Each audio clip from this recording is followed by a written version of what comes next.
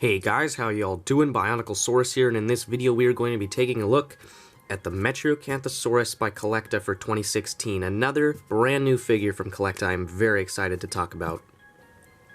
I really do like the pose of this model. I think it is one of the best walking poses I've seen on a dinosaur figure as of late. Just the way this one leg, the left leg, is striding so far forward, it really does make him look like he's walking, probably at a fairly brisk pace. And I think it's a really nice look. It just looks very active and very fluid and just like a real animal. And that's a really cool thing to achieve, especially in such a small model. And I'll get into some of the things that are impressive about it for its small size later when we talk about detail. I can see how these little polka dots could definitely bother some people. I'm a little on the fence about them, but honestly, the more I look at the figure, the more I just don't really mind them that much, to be honest. I think they actually work, and in general, the coloration is pretty well done. The little spines along the tail, there's also some short little spines or spikes up above the shoulders. I think that's a nice little stylization and definitely works well with the overall aesthetic. I also like the coloration on the head, which you can't see particularly well from this angle, but we'll see it better later, again, when we talk about detail. But there's some nice yellow around the orbit and along the top of the skull, which looks pretty good. In general, I just think this figure is very attractive. It's not amazing looking, it's not going to grab your attention in any sort of wild way, but it just looks really nice and just aesthetically pleasing. So, for overall appearance, I give this figure an A-. It's nothing extraordinary, but I still think it looks very good. The pose especially, that nice bipedal pose. I think the base is by far worth it. Some people really don't like the bases on some of these recent CollectA figures. Personally, I think if it means that we're going to get non-tripod poses out of our bipedal theropods without having enlarged feet or wide hips or any of that type of stuff, then I am all for them. And so far, the poses and the proportions of CollectA's figures have greatly benefited from the bases. The detail on this figure is absolutely fantastic. Despite only being about 5.5 or 6 inches long, the entire thing is actually covered in scales, individually sculpted scales. And I mean, they are just so fine and tiny. Look at them next to my hand. Look at the figure next to my hand. I mean, this is not a big figure, but they have packed an immense amount of detail into it. Even the head is incredibly well done. The eyes, the teeth, it's all sculpted and painted fantastically. The base is, as always, left unpainted, and this is the one point of detail that does bug me because, well, there really isn't any here.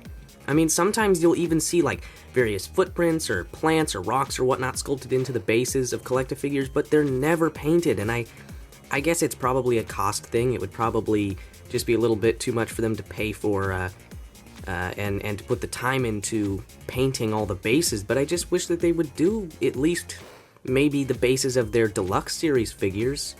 It's just a shame to see such a great figure, on such a blank base. I mean, it's as always just that sort of sand-colored, unpainted, blank-looking plastic, and that is kind of a shame. However, to be perfectly honest, the base really doesn't detract that much from the rest of the model. I mean, especially for its size, this detail is just fantastically done in my opinion.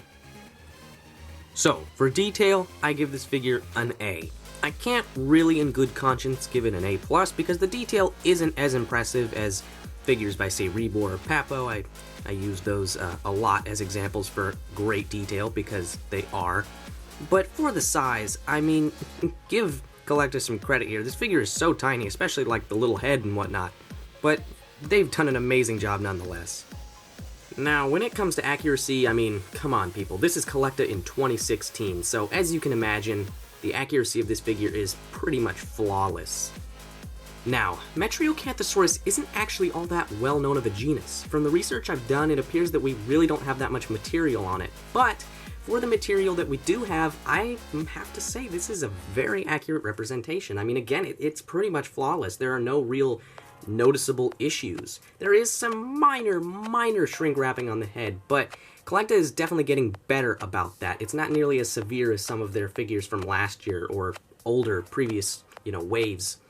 And so in general, I mean, I have to say they've done a fantastic job. There's just no obvious inaccuracies. This is a very good representation of this creature. So, for accuracy, I give this figure another A. Now, for the overall rating, I give this figure another straight A. You could probably already guess that that was going to be the rating from the previous category ratings, but nonetheless, yeah, that's what I'm giving this. It's not an A+, you know, it's not the most, like, fantabulous, blow-your-mind type figure. No, that would definitely be the 2015 Deluxe T-Rex from CollectA. But nonetheless, I think they've done a great job with this figure, and to be honest, I kind of bought it on a whim. Originally, it wasn't going to be one of the 2016 figures that I actually got immediately. I was going to wait a little on it, but I'm very glad I didn't, because I am really, really enjoying this model. I really quite like it. Thank you for watching, and Bioniclesaurus signing out.